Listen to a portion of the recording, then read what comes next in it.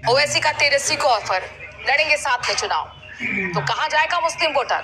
आज करेंगे इसी की चर्चा। नमस्कार, मैं हूं आपके साथ मनोज सक्सेना। दरअसल बिहार के विधानसभा चुनाव बिहार नजदीक है और ऐसे में एआईएमआईएम की पार्टी की तरफ से तेजस्वी यादव को ऑफर दिया है, ये कहते हुए कि हम इंडिया गठबंधन के साथ चुनाव लड़ना चाहते हैं, आपके साथ चुनाव लड़ना चाहते हैं। अक्टूबर नवंबर में चुनाव हो रहे हैं, लेकिन अब ये तेजस्वी यादव उनकी पार्टी को तय करना होगा कि क्या वो एआईएमआईएम के साथ चुनाव लड़ेंगे।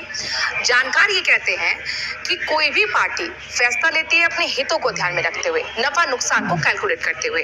अच्छा, इसके लिए आपको ये समझना होगा कि बिहार की राजनीति में जो मुस्लिम वोटर है वो कितनी महत्वपूर्ण भूमिका निभाता रहा है और वो परसेंटेज कहाँ शिफ्ट रहा है, एक मुश्त कहाँ गया है मुस्लिम वोटर, किस पार्टी को वोट देता रहा है। और एआईएमआईएम की एंट्री तो 2020 में भी हो गई थी, तो आखिरकार कैसे चोट-पटाई कहाँ पहुंचाई और ये जो है कौन से वो इलाके हैं जहां पर मुस्लिम वोटर का सबसे ज्यादा प्रभाव है।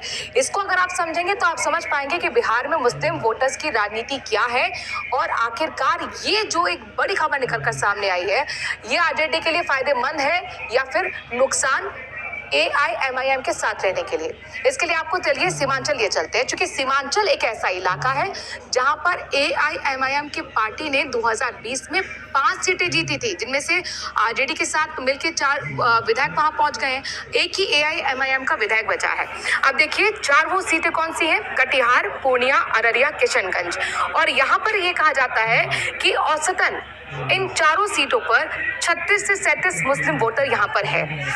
इसके साथ अगर 2020 में सीमांचल की सियासत को अगर आपको समझना होगा तो किस पार्टी ने कितनी सीटें जीती, बीजेपी ने 8 सीटें जीती, सीपीआई ने 1 सीट जीती, कांग्रेस ने 5 सीटें जीती और एआईएमआईएम जिसका हम जिक्र कर रहे हैं, जो इस वक्त चर्चा का मुद्दा बनी हुई है, उसने 5 सीटें जीती थी और जेडीयू ने 4 सीटें जीती थी, आरजेडी ने 1।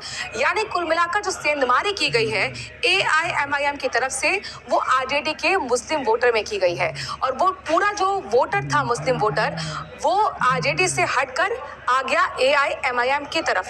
अब यहाँ पर सवाल यह है कि तेजस्वी यादव क्या करेंगे।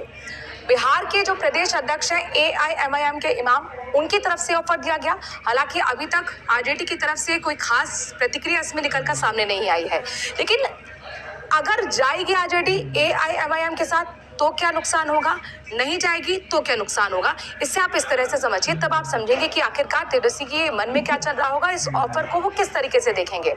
देखिए, नहीं जाती है अगर आरजेडी एआईएमआईएम के साथ तो कुल मिलाकर उसका जो वोट है, मुस्लिम वोट की हम बात कर रहे हैं, क्योंकि यादव परिवार यानी कि आरजेडी परिवार यानी कि आप लालू प्रसाद यादव की राजनीति को अगर समझते हैं तो M+Y फैक्टर हमेशा साथ में रहा है।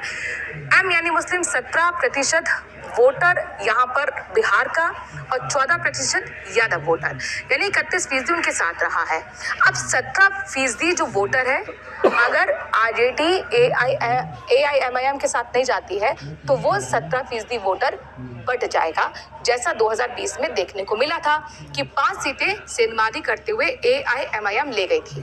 और अगर मान लीजिए कि आरजेडी एआईएमआईएम के साथ चली जाती है तो क्या होगा, तो फिर कहीं ना कहीं तेजस्वी यादव को ये डर रहेगा कि जो मुस्लिम वोटर हमारे साथ रहता है वो कहीं ना कहीं, चूंकि यहाँ पर एआईएमआईएम की तरफ से ये भी कहा गया है कि हम सीमांचल की तो 5 सीटें लेना ही चाहते हैं, उनकी शर्त है कि जो हमने जीती वो तो हमारी होंगी, सिवान की भी हम सीट लेना चाहते हैं, तो जाहिर तौर पर आरजेडी ऐसा नहीं चाहेगी।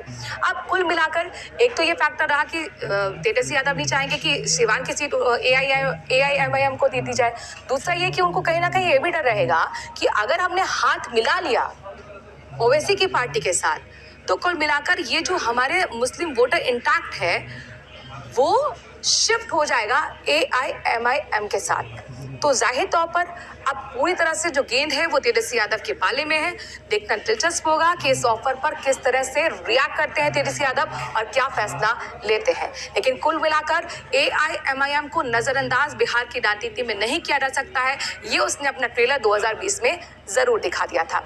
आपको क्या लगता है कि वाकई एआईएमआईएम, जिसको हमेशा इंडिया गठबंधन बीजेपी की बी पार्टी बोलती रही है, क्या वो एआईएमआईएम इंडिया गठबंधन के साथ जुड़ जाएगा? क्या तेजस्वी यादव को उनका ऑफर स्वीकार करना चाहिए?